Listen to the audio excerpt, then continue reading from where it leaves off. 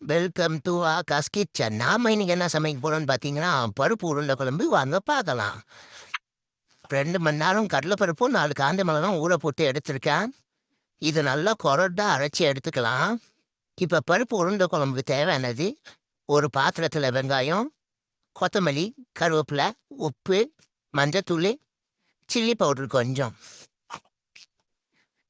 இதோட அரைச்சு வச்சதை சேர்த்துட்டு நல்லா பிசைஞ்சு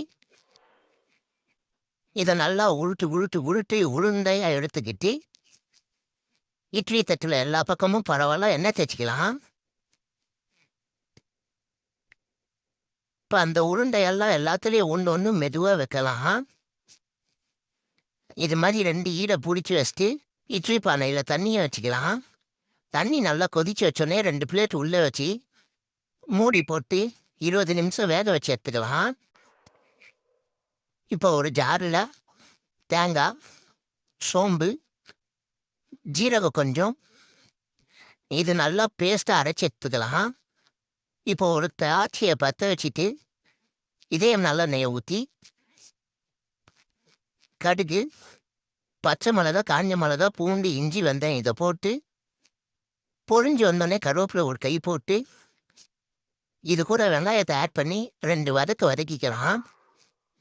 தேவையான அளவு உப்பு போட்டு ஒரு வதக்கிட்டு வெட்டி வச்ச தக்காளி ஆட் பண்ணிக்கலாம். இதை நல்லா வதக்கி தண்ணி பிரிஞ்சு வந்தோடனே மசாலா ஆட் பண்ணிக்கலாம். சக்தி மிளகாத்தூள், ஜீரகத்தூள், மஞ்சத்தூள்,